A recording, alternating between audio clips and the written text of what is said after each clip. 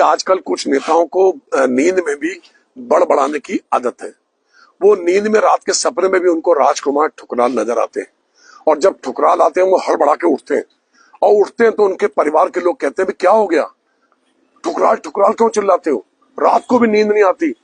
क्योंकि इस समय स्थिति बहुत नाजुक हो गई है और हिंदुत्व की बात करते हैं। ये छल प्रपंची जो दुनिया को धोखा देने में माहिर है, ये मेरे पांव के नखून के बराबर भी हिंदू नहीं है। इन्होंने जितना हिंदू समाज को धोखा दिया है, आज तक किसी भी जनप्रतिनिधि ने हिंदू समाज को इतना धोखा दिया नहीं है। हिंदू बनने के लिए हिंदू जैसे कार्य भी करने चाहिए। कोई एक काम तो बताओ जो हिंदू वाला आपका नजर आ रहा हो। मुझसे बड़ा हिंदू बनने के लिए इन तथाकथित अवसरवादियों को 7 बार और जन्म लेना पड़ेगा। 7 बार। याद करो, ये छल प्रपंची जनप्रतिनिधि, इनके संरक्षण में सिडकुल में फर्जी एसओजी बनाकर जो ग्रुप घूमता था वह कौन है? ये वही लोग हैं जिनको इनका राजनीतिक संरक्षण प्राप्त है, और वो फर्जी एसओजी बनकर वसूली करते हुए पकड़े गए, और यहाँ मुकदमा भी उनके खिलाफ कायम हुआ था। सारी दुनिया को पता वो कौन लोग थे। मुख्यमंत्री विवेकाधीन कोष से जो चेक प्राप्त होते हैं, उसमें जो टीम बनी हुई है मिस्टर जावेद के नेतृत्व में, जावेद इनका इलेक्ट्रीशियन है जो उस समय पकड़ा गया था। पूरी ताकत दिखाकर जावेद को बचाने का प्रयास किया, फिर भी उसके खिलाफ मुकदमा कायम हुआ। भगवान दास वाले प्रकरण से ये खेल खुला कि जो मुख्यमंत्री विवेकाधीन कोष से पैसा आता है, उसमें भी तहसील से लेकर एसडीएम कोर्ट तक और इनके कार्यालय तक जितने भी लोग हैं वो सब इसमें संलिप्त हैं। और मैं तो कहता हूं, इनके घर के बाहर जो सीसी कैमरे लगे हैं और जो इनके कार्यालय के बाहर सीसी कैमरे लगे हैं, उनको बारीकी से देखो, उसमें कौन कौन बैठते हैं इनके ऑफिस में, और किनका आना जाना है। दूध का दूध, पानी का पानी हो जाएगा। और कौन मुख्यमंत्री विवेकाधीन कोष में, राज्य योजना की सड़कों में, एमएलए फंड की सड़कों में कौन कौन दलाली कर रहा है, दूध का दूध, पानी का पानी हो जाएगा। अयूब अंसारी जो भाजपा अल्पसंख्यक मोर्चे का पूर्व जिला उपाध्यक्ष है, उसके द्वारा पहाड़गंज में अपने मकान का निर्माण कराया जा रहा था। कौन है अयूब अंसारी? किसने दिया इसको पद? किसके संरक्षण में पल रहा था ये? कौन है नूरुद्दीन जिसको आपने पार्षद का टिकट दिया पहाड़गंज से? कौन है वो? किसने दिया उनको टिकट? किसके राजनीतिक संरक्षण में वो पुष्पित और पल्लवित हो रहे थे? आज नूरुद्दीन से पल्ला झाड़ा जा रहा है। आज उवैस अयूब अंसारी से पल्ला झाड़ा जा रहा है।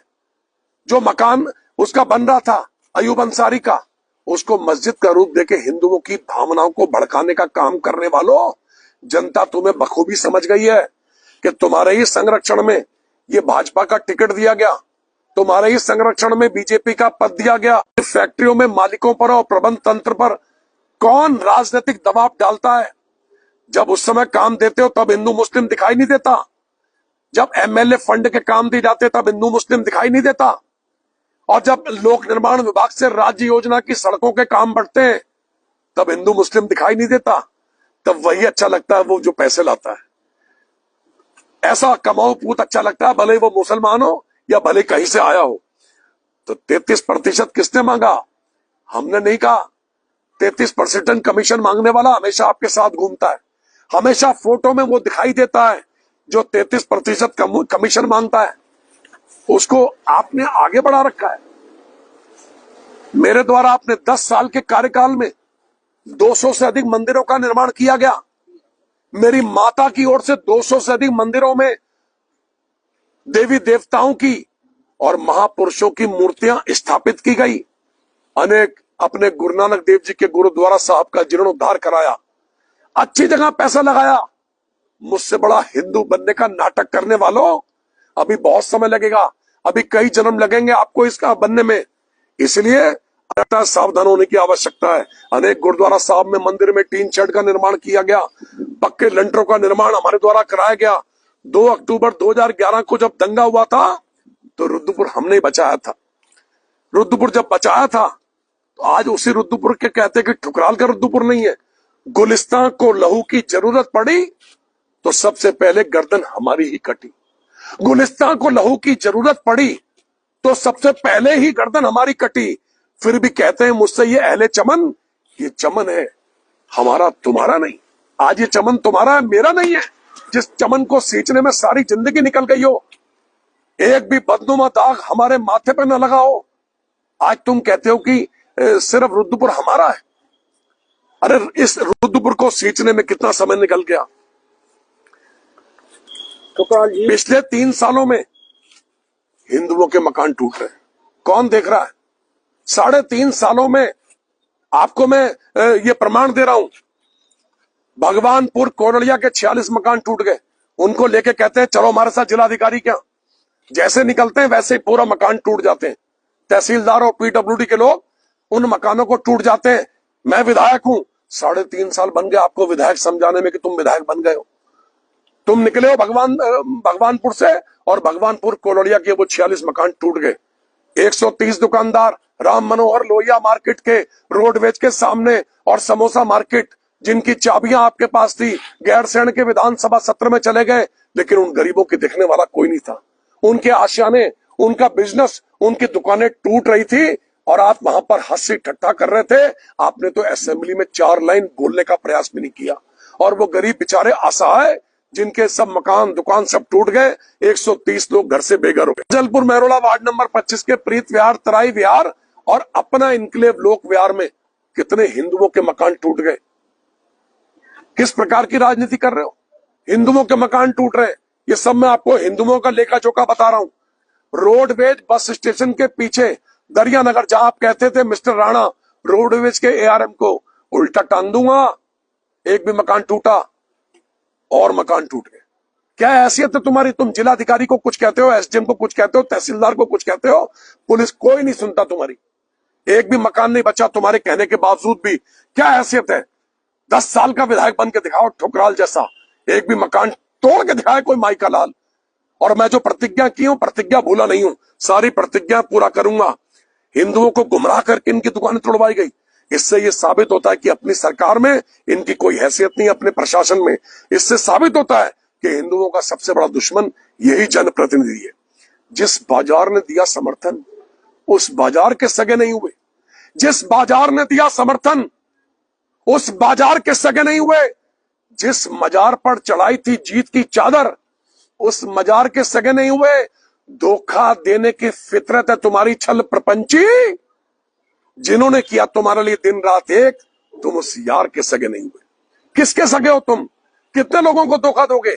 और एक एक करके 2 अक्टूबर के दंगे में जितने भी अल्पसंख्यक मुस्लिम गवाह थे, इन्होंने गवाहों के आगे चेकबुक रख दी कि ठुकराल के खिलाफ। और उस समय जब मैं मौके का विधायक था और ये उसी भारतीय जनता पार्टी के जिला अध्यक्ष थे, इन्होंने चेकबुक रख दी, इसमें चेक में जो अमाउंट भरना भर लो, लेकिन ठुकराल के खिलाफ गवाही दो। ये है हितैषी। ये इन्होंने इस प्रकार का आचरण प्रस्तुत किया।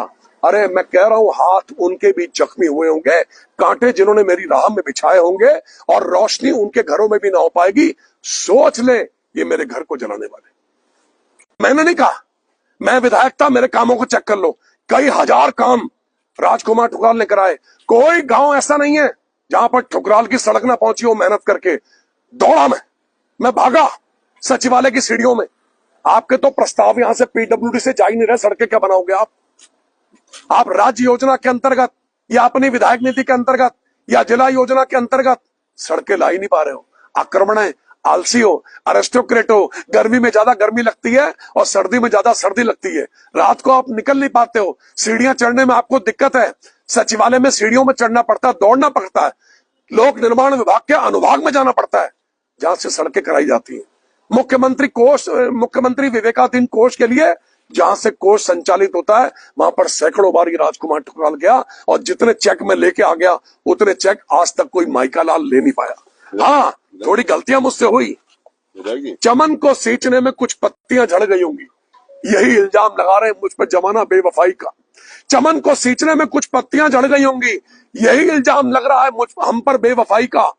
चमन को रौंद डाला जिन्होंने इन पैरों से, चमन को रौंद डाला जिन्होंने पैरों से, वही दावा कर रहे हैं इस चमन की रहनुमाई का। हर तरफ लूट मची है। बड़ी मुश्किल से गांधी पार्क को बचाया है, बड़ी मुश्किल से राजकीय उद्यान फार्म को बचाया है, बड़ी मुश्किल से पीएससी को बचाया है, बड़ी मुश्किल से प्रयास कर रहा हूं 500 एकड़ फाजलपुर मेरोला सीलिंग की जमीन बच जाए। बड़ी मुश्किल से प्रयास कर रहा हूं ओमेक्स के सामने का 100 एकड़ का टुकड़ा बच जाए। इन छल प्रपंचियों ने लोक निर्माण विभाग पर अनैतिक दबाव डालकर, अपनी सत्ता का दबाव डालकर सेटिंग गेटिंग का खेल करते हुए 600-700 करोड़ रुपए की कंडम्ड वैल्यू वाली पूरी टीडीसी के साम्राज्य को 6 करोड़ 49 लाख रुपए में बिकवा दिया। और लिया किन्होंने? इन्हीं के बहनोई साहब ने। लूटपाट मची है, लेकिन मैं जब तक मेरे प्राणों में प्राण में डट के बोलूंगा, जितनी मर्जी ये लूटपाट कर ले, मैं एक सजग प्रहरी की तरह इनके सारे मामले खोलूंगा और समय समय पर ये जो तथाकथित अपने आप को हिंदू बनने का प्रयास करते हैं, इनके सारे ढोंग खोलूंगा। जिला अधिकारी के आदेश पर वार्ड नंबर 25 के अंदर एक तुगलकी फरमान जारी होता है। कोई मकान चाहे रजिस्ट्री वाला हो, इस सीलिंग की जमीन पे रजिस्ट्री वाला अपना मकान नहीं बेच सकता, कोई मकान दाखिल खारिज नहीं करा सकता, किसी का बिजली का मीटर नहीं लग सकता, किसी का पानी का कनेक्शन नहीं हो सकता, कोई अपना दाखिल खारिज नहीं करा सकता, नक्शा पास नहीं करा सकता, अपना मकान नहीं बनवा सकता। यह तुगलकी फरमान है। आज नजूल भूमि पर 24 से अधिक कॉलोनियां जो पंजीकृत हैं, नजूल भूमि के ऊपर कॉलोनी में बिजली का और पानी का कनेक्शन पर रोक लग गई है। कोई भी मुसलमान ये नहीं कहता कि तुम भगवान राम की पूजा करनी बंद कर दो। राम हमारे आराध्य हैं, राम हमारी आस्था का केंद्र है। हिंदू बनने के लिए मुझे किसी के प्रमाण पत्र की आवश्यकता नहीं है। राम की पूजा करूंगा, सारी जिंदगी मरते समय तक करूंगा। राम मेरे आराध्य हैं। हिंदू कांग्रेस में जाएंगे, किसी पॉलिटिकल पार्टी में जाएंगे, किसी भी राजनीतिक दल में जाएंगे, कोई हिंदू, मुस्लिम, सिख, ईसाई ये नहीं कहता कि तुम मंदिर में जाना छोड़ दो, तुम हवन यज्ञ करना छोड़ दो। हम हवन यज्ञ भी करेंगे, हम गायत्री पूजा भी करेंगे, हम सारे हिंदू देवी देवताओं की आराधना करते हुए उनकी पूजा करेंगे। अरे हमसे बड़ा हिंदू बनने के लिए इनको 7 जन्म लेने पड़ेंगे। हमने प्रमाण दिया, जिस घर में आज आप प्रेस वार्ता करने आए ना, इसी घर की कुड़की हुई थी। बच्चे रहते थे छोटे छोटे, इन्होंने मेरे बच्चों की चिंता नहीं की, मुझे फांसी पे लटकाने का पूरा इंतजाम कर दिया था। इन्होंने गवाहों को पैसा देने का प्रलोभन दिया इन्होंने। आज भी वो गवाह मौजूद है, जिस दिन कहोगे मीडिया के सामने लेके आ जाऊंगा। इतनी लूटपाट मचाने वालों, दूसरों को कुचलने वालों, भाई मैं चुपचाप बैठा हूं, आपकी पॉलिटिक्स अलग है, मेरी पॉलिटिक्स अलग है। आप कल क्या बोले?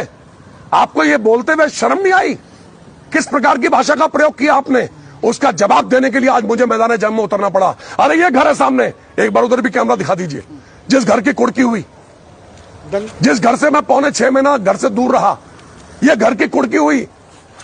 मैं 3 विषयों में एमए, मुझे क्या घोषित कर दिया इन्होंने? भगोड़ा घोषित कर दिया। मेरे घर की कुड़की हुई, घर से बेघर मैं हुआ, 5.25 महीना मैं दूर रहा, कष्ट मैंने सहन किए। मेरा एक भी शब्द अगर झूठा हो तो जीवित रहने का अधिकार नहीं है। ये विस्तारीकरण होना कौन रोक रहा भैया? उचित दरें तो मिले। अरे 6.5 करोड़ रुपए में सब कुछ बेच रहे हो आप। कई हजार करोड़ का माल 6.5 करोड़ में बेच रहे हो, मात्र 6 करोड़ 49,73,000 में। आंखें बंद नहीं हमारी, आंखें खुली हैं, पढ़े लिखे हैं। ये भी नहीं कहते कि बहुत बड़े विद्वान है, लेकिन जब तक जान में जान है तब तक इनके घोटाले खोलता रहूंगा, इनके खिलाफ आवाज बोलता रहूंगा। ये जीजा साले की सरकार, पहले जीजा फिर उसका साला फिर उसका साला, ये लूटपाट करने वालों को बख्शने वाला मैं तो नहीं हूं। अरे पीडब्ल्यूडी दुनिया का सबसे भ्रष्ट विभाग, पीडब्ल्यूडी में आप जो मर्जी काम करवा लीजिए। अरे मात्र 6.5 करोड़ रुपए का एस्टीमेट बनवा लिया पीडब्ल्यूडी से, उसने भी पल्ला झाड़ लिया और वो तेजी से तोड़ने में लगे हुए हैं। आज 1.25 महीना हो गया है, 1.25 महीने में मुझे सूचना पाने के अधिकार अधिनियम 2005 के अंतर्गत सूचना नहीं मिली। लेकिन जब तक जान में जान है धरना दूंगा। अब 29 को फिर धरना दे रहा हूं। एक सूचना मांगी थी 24 मई को, 1 महीना पूरा हो गया। 29 को दूसरी सूचना मांगी, 29 को दूसरा महीना हो जाएगा, 30 तारीख को फिर धरना। क्यों टूट रहा है मकान? मैं तो इस पे कह रहा हूं ना, ये मकान क्यों टूट रहे हैं मेरे भाई? ये मकान जो तुम कहते हो किसी की हैसियत नहीं, मकान ठोक दूंगा, ये डायलॉग कितना बढ़िया है, ठोक दूंगा। अरे कितनों को ठोक दिया आपने? ठोक दूंगा, ऐसा अहंकारी शब्द कि ठोक दूंगा, राणा उल्टा लटका दूंगा, उसके बाद भी मकान टूट जाते हैं। ये बहुत दुर्भाग्य है इस शहर का। आपका बहुत बहुत धन्यवाद।